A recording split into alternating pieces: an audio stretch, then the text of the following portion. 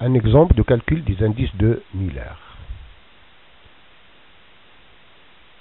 Voilà une maille d'un réseau où on choisit ce nœud O comme origine et une base A, B, C. C'est relativement à cette base A, B, C qu'on va chercher les indices de Miller. Les indices de Miller sont relativement à une base. Un plan qui est en bleu ici, qu'on voit en bleu, c'est un plan qui appartient à une famille de plans réticulaires. Il appartient à une famille. On veut chercher les indices de Miller HKL de ce plan. Et aussi le classement de ce plan par rapport au plan de la famille qui passe par l'origine O. Ce plan, il coupe l'axe des X en grand A avec OA égale à petit a sur 2. L'axe des Y en grand B avec O grand B égale à 2 tiers petit b.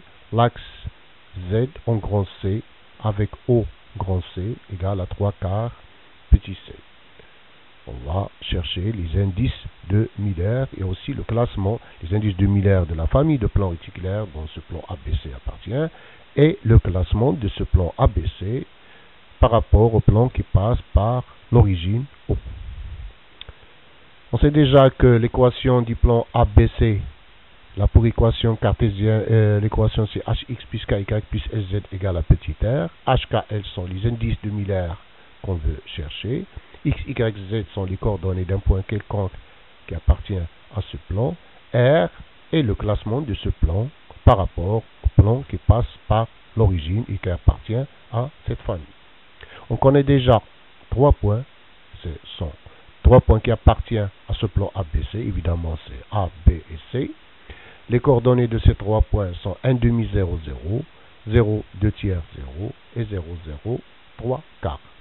Ces 3 coordonnées, il vérifie cette équation HX plus KY plus LZ égale à petit r, ce qui donne H fois 1 demi égale à petit r, K fois 2 tiers égale à petit r, L fois 3 quarts est égal à petit r.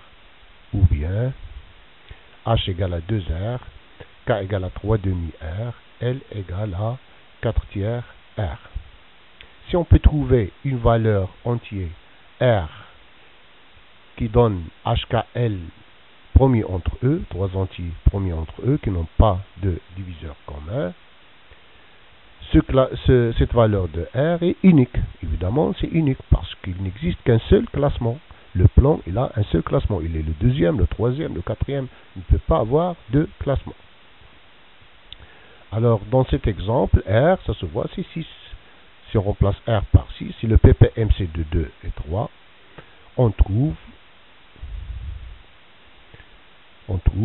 pour R égale à 6, H égale à 2 fois 6, 2 fois 6 c'est 12, K égale à 9 et L égale à 8.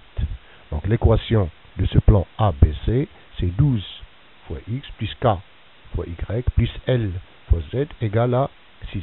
Le plan, c'est le sixième par rapport au plan qui passe par l'origine. C'est le sixième de la famille par rapport au plan qui passe par l'origine qui a pour équation HX plus KY plus LZ égale à 0. Or, ce plan, il coupe l'axe X, Y et Z par des points qui ne sont pas des nœuds. Oui.